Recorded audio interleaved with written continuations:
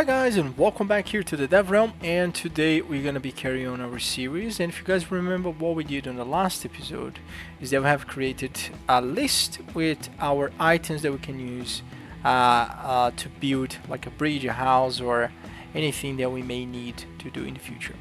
Now, so what we're gonna be doing now is that we're gonna create a house or like a building that as the player get close to it and he press the interaction button, it can actually start to build the place. So to do this, what we are gonna need to do first is that I'm just gonna close all this stuff. I don't need it. I'm gonna save everything. Right. I'm gonna browse to asset here. I'm gonna go back to blueprints. I'm gonna also add my blueprints to my favorite, and there you go. Now, so on the blueprints here, remember that we have this base interaction where our character can interact with it, and by default is set up to building. So what we can actually do here is that we can create children or a child class, and we're gonna call this BP base building. And now I can drag and drop these inside the buildings. Nice. And here, let's play with this guy for a sec. So the first thing that we need to do here is that we need to first, let me just put this one aligned properly, is that when we have the building here, we need to set up it a couple of information. First thing is that, okay, it's a resource of a type of a building, and right now I think that will throw an error because we don't have anything hooked up yet. So I think, yeah, the part where it deletes the building is fine, but it just doesn't have any other, is not giving me resources because there's no building resources, but that's fine. Let me check one more else we need to set up on this. So we got this, and we have the interaction type of base, and the action is building. Cool, that's everything that we need to. Now let's create the logic for that, right? First thing, let's change this name to base, or let's change this to a house, right? Actually, base building, because houses and bridges and everything, they will need to extend from this item, so which means that this will be our base, right? So what I'm gonna do here is that I am gonna create a callback event, right? I'm gonna create a custom event, which we are gonna be called. Actually, let's move this custom event here to the base interaction item, and here's when the player interact with the item. Now I'm going to create here a custom event, and I'm going to call this API let's call action complete. So right now what we're gonna do here is that we're just gonna destroy the actor. Alright, when the player completes the action interaction, the action, that's it, complete the action, or completes the interaction. Cool. We're gonna compile and save this. Now I'm gonna go back to my player. Just gonna compile that. Let's go back to the player. Let's open up our survival controller, and in here we have when we get base resource, we do all this stuff, and in here is that where we trigger, can we destroy this actor, right here, right there. So what I'm going to do is on the actor interaction, I'm going to call this API. Actually, this needs to be compile and save. What I'm going to do here, okay, I'm going to create an interface to do this just because I don't want to actually. All right, I'll do it. I'm just going to cast this. I'm going to cast to BP base interaction base interaction. Let's use a good node cast, because for this example, cast would be the best. I mean, I guess we could use an interface to do this, but it's fine. We don't need it. Nice. Okay. Now we have the actor here that has that reference of this. So what we can do here is that we can call the API action complete, right? Nice. And here it's what we're looking for. Cool. Nice. I'm gonna compile and save, which is really good. Now what we're gonna do here on the building is that, let's see if this is gonna work with the other examples. So we're gonna have that, increase the health. Yeah, that seems to be working fine, which is really good. Cool. Nice. So what we are gonna be doing right now is that we could also, on our blueprint, on our survival controller, we're gonna create another event here called custom event called API action, or we're gonna call on interaction. All right.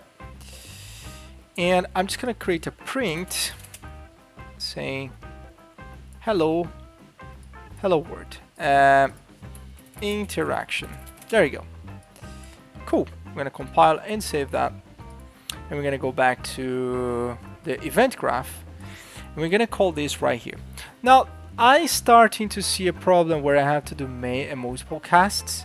So let's add an interface to cut this for us. And I'm gonna show you why using an interface is a very important thing, especially in game development.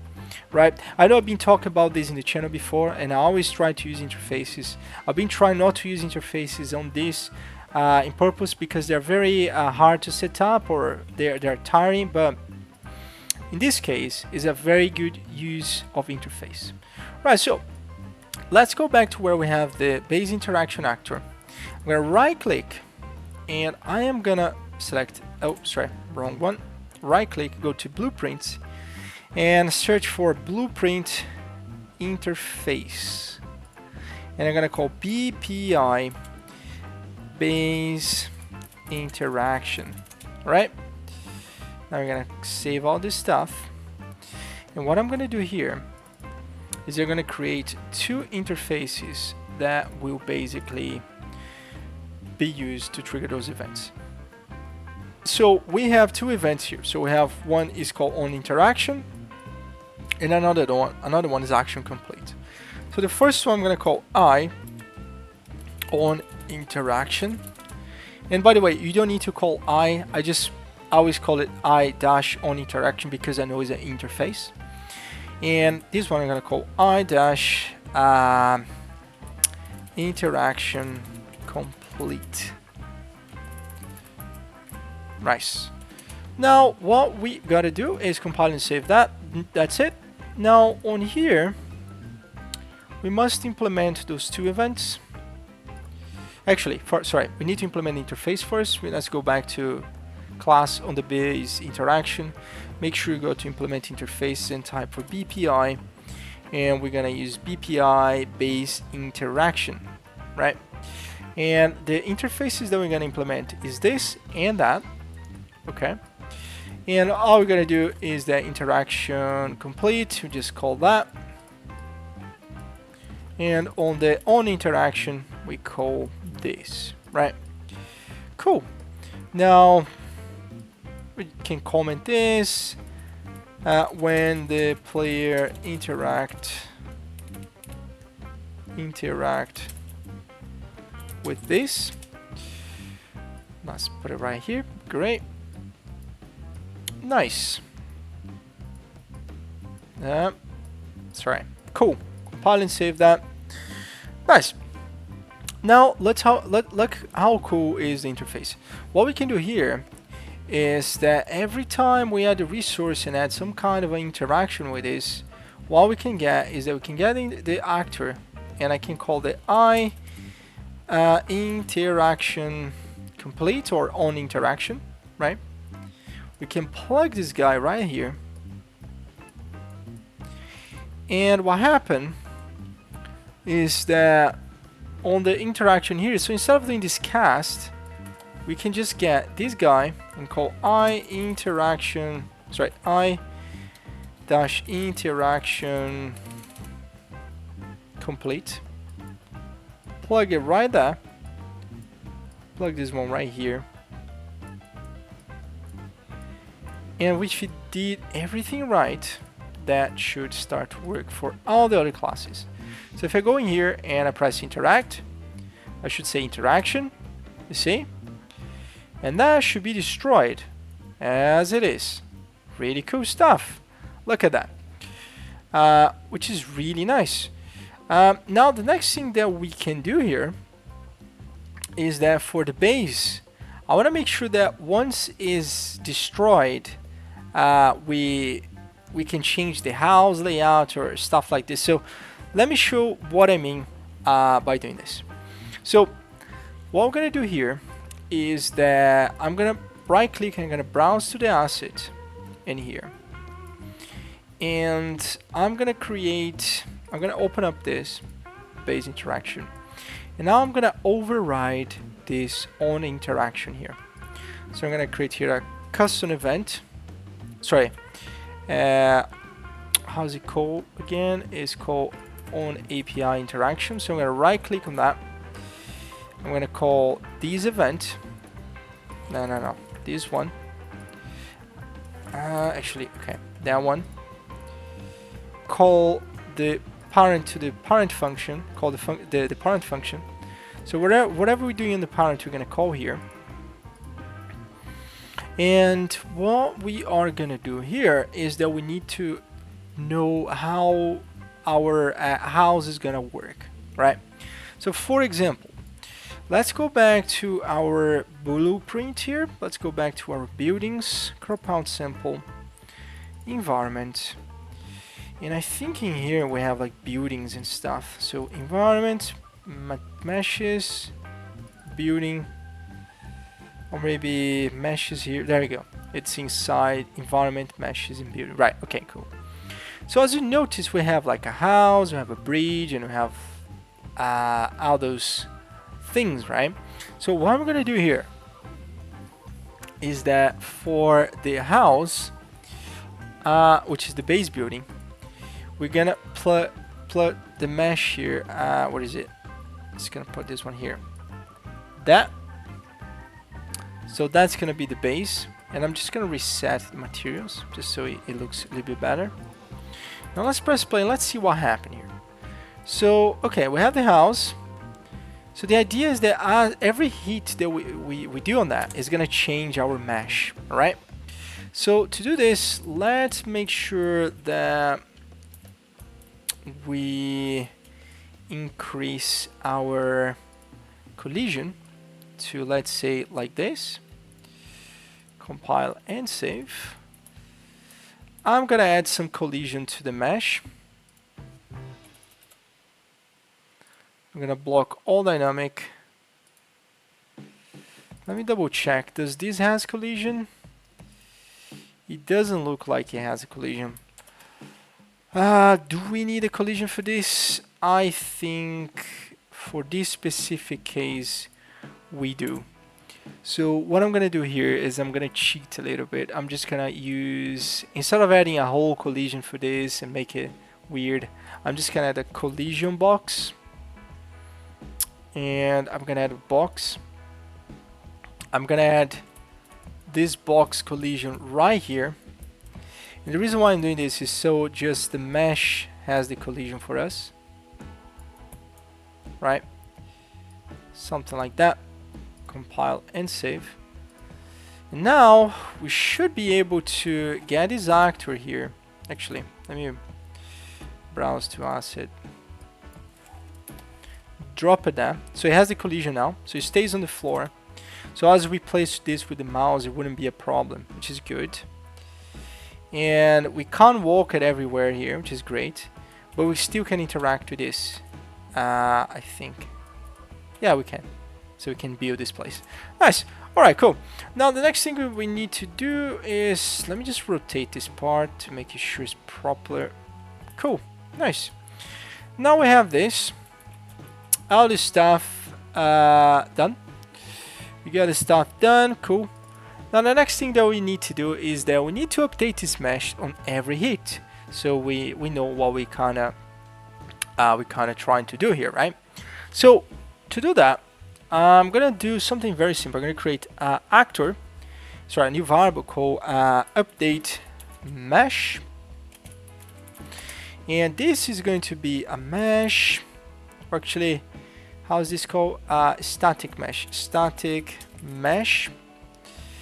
and it's gonna be an object reference. Make sure it's public and it mark as an array.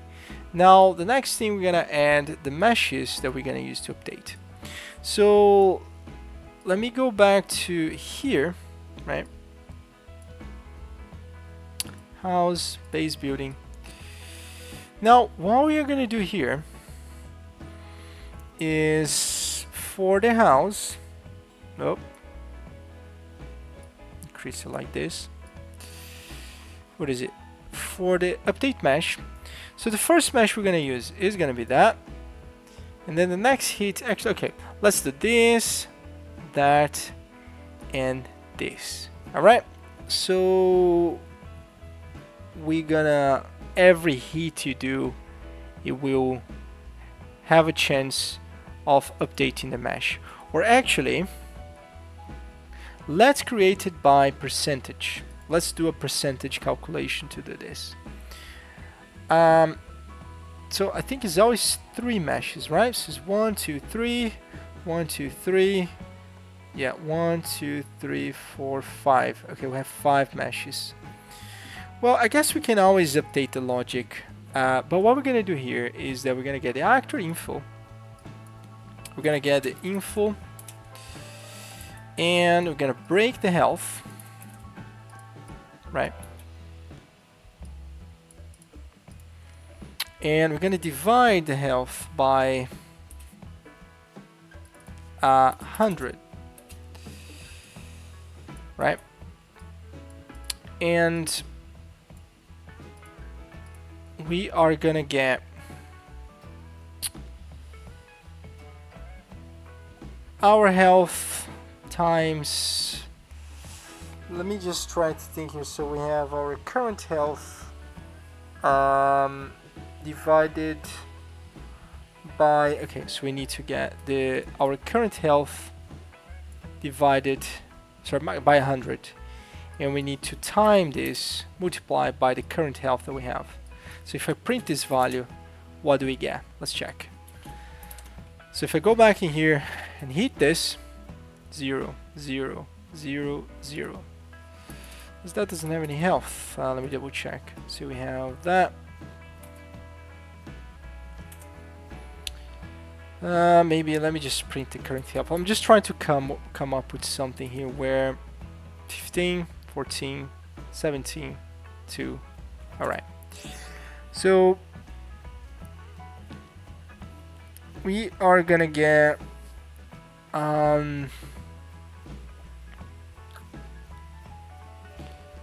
we need to get how much health times 10% times 20, 50%. So okay, I'm just gonna come up, use the first idea, which it sounds maybe a little bit better. I'm just gonna come up with something, just a sec. Alright guys, yeah, so I was just trying to come up with a solution here to calculate the health, and I came up with this. So I'm just gonna show you exactly what I did step by step. So first thing, I'm gonna copy this, I'm gonna paste it there. That's what we had before. Now I'm gonna create 2 literal float, and it's gonna create 2, and I'm gonna add max health, and I'm gonna add the max health and the health, right? Nice. So now the next thing that we need to do here is that we need to do the current health minus the health, the max health that we have. Now what we need to do here is that we need to divide this by the max health, which is right there. Let me just double check if I did everything right. Yeah, cool. Now all we gotta do is that we need to times this or multiply by 100, which means that whatever is the result of this, we dividing by a percentage. Now the problem with this is that if I show what happened right now, is that we got this issue where we have a negative value. The way to fix a negative value is very simple. You just call the node called ABS absolute float, and that should now have a value for us. Compile and save. And now look at that, we got the value percentage, which is fine. Now the next thing that I want to do here is that I want to create a function. I'm going to create a function for this, and I'm going to create a function called fn current missing health percentage, right? Make sure it's pure. Okay, I'm going to compile and save, and I'm going to right click and I'm going to move to the parent class. All right, yes, cool. What happened is that this is going to be moved to the parent class, which is going to be here, and we're going to be able to share this in other classes if we have to. Right now we don't, but if we need to, we can use that. And as you can see, we have this reference right here, which is really good. Now, the thing that we're going to do here right now is that we are going to basically get the mesh. We're going to set static mesh. Here's going to say, what mesh would you like to use, right? And what we can do here is that we can do a select. And I guess we can do a select on this. Can we do a select on float? We can't do a select on float, which is a shame, but what we can do here is that, let me just try to think a best way of doing this. But I guess what we're gonna do here is that we have the mesh. I'm gonna do something simple. So if this is greater than, let's say, 40%, okay, if it's greater than 40%, then we are gonna get the first mesh. Alright, cool, nice. Now, if that's false, that's fine. We can create another node that we're gonna say, okay, is this greater than, let's say, I don't know, 80%? And then if that's true, you guys probably know where I'm going with this. And now the update mesh is gonna be index 1. And if I'm gonna copy this, paste it right there, and if it's greater than, let's say, 90%, to be honest, I'm gonna put it like 60, so it's in the middle. And if it's greater than 90, actually, we have the final house. I don't want the final house to be here. No, the final house will be something that we're gonna spawn. It's different. But anyway, let's see if this logic is gonna work. So if I go here, I hit it. Okay. Let's check if this is actually being triggered first. Is this being triggered? Interaction. Okay. It doesn't look like it's being triggered. Let me check. That's an event on. I think I have to call a custom event. Well, is this being triggered? Let's check. Alright. For some reason this is not being triggered. So what I'm gonna do here on the base interaction, it's called on interaction. I think I add an event, call a function. Okay, let's change our plans here quickly. But what we're gonna do here is that we're just gonna right click and we're gonna collapse this to a function. I'm gonna call fn on interaction. Oh, I'll just put this one here. Now what we're doing here is I compile and save that on here. Instead of doing this, I'm just gonna delete that. I'm gonna go back to functions and I'm gonna search for on interaction. That we don't need to care. I don't care about calling the parent. We're just gonna call that. Go back, paste this one here, and let's see if that works. So if I press play, that should work. Well, it's not actually working. Let's see. Maybe it's not. Ah, okay. I think I know why. Because we have to call parent function.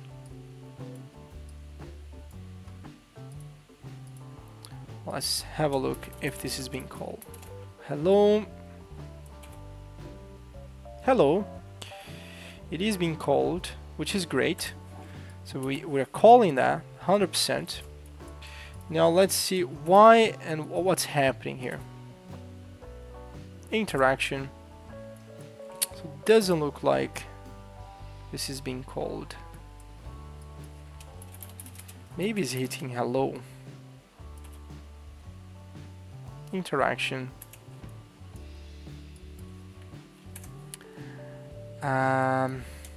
Print.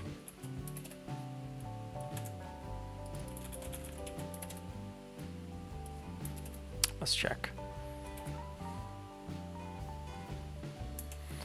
Right, so that I think I know why.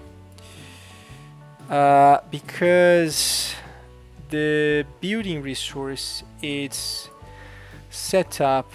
No, but it's actually hitting this. Let me just check what's going on and then I'll resume the video. Hi guys, yeah, so I was just trying to find the logic that I was doing wrong here, and that was well, the reason why it wasn't working is because this house in specific, it has only 3 meshes, which is the first one is when we have on the ground when it's half done, and once it has this one here as well. So what I was trying to do here is that I need to add this one to the number 1, this one here to the number 2, alright, compile and save. And now what I can do here is that if it's greater than 80%, we get number 2, otherwise we're gonna set this to number 1, alright. So in this way what's gonna happen, as soon as the player touches the house, it's gonna do something and then it disappeared. Actually, let me double check. Oh yeah, sorry, 1, this is gonna be 0. Yeah, because we're using arrays. I always forget about that. There we go, you see? And then once it's complete, we need to do another logic, but that's basically how much we are working with this. So as we're building, 80%, 3%, boom, 0, and then it builds the house for us. So what we're gonna do here is that we're gonna leave this one here for now, and then in the next episode we're gonna do the house. We're gonna spawn the house where it's gonna be placed properly. So once again, thank you very much for watching, and I see you in the next one.